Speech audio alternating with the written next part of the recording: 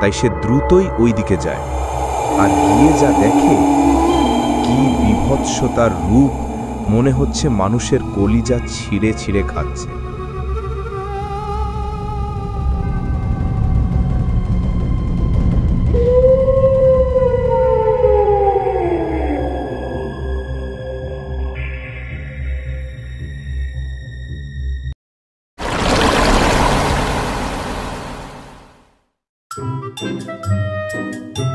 Cartoon TV 27.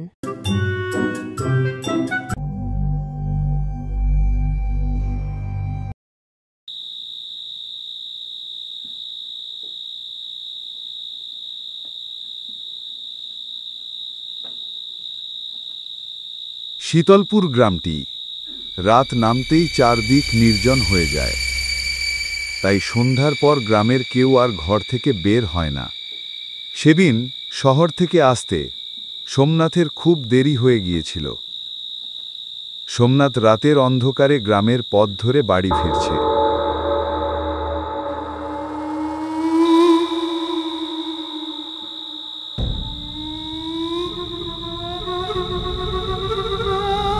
কিছুদূর যেতেই সোমনাথ অনুভব করে কেউ যেন তার পিছু পিছু আসছে। রাস্তায় কোনো জনমানব নেই, চারদিক শুধু ঝিঝি পোকার ডাক।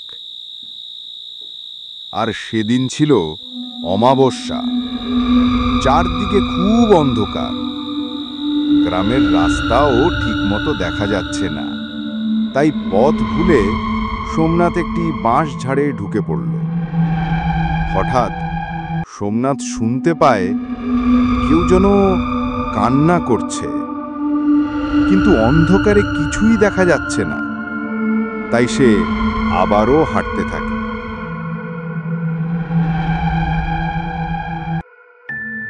সোমনাথ এবার একটু একটু ভয় পাচ্ছে, কারণ সামনে রয়েছে শ্মশানঘাট। আর এই শ্মশানঘাটে অমাবস্যার দিন অস্বাভাবিক ঘটনা ঘটে থাকে। তাই সোমনাথ সেদিকে যেতে ভয় পাচ্ছে। আর একটু পথ হাঁটলেই সেই শ্মশানঘাট পড়বে। শ্মশানঘাটের কাছাকাছি যেতে একটা বিকট শব্দ শোনে সোমনাথ। যেন মনে হচ্ছে কেউ যেন কিছু চিবিয়ে চিবিয়ে খাচ্ছে। সোমনাথ ভেবেছে গ্রামের কোনো মানুষ হবে, তাই সে দ্রুতই ওই দিকে যায়। আর গিয়ে যা দেখে, কি বিভৎসতার রূপ! মনে হচ্ছে মানুষের কলিজা ছিঁড়ে ছিঁড়ে খাচ্ছে।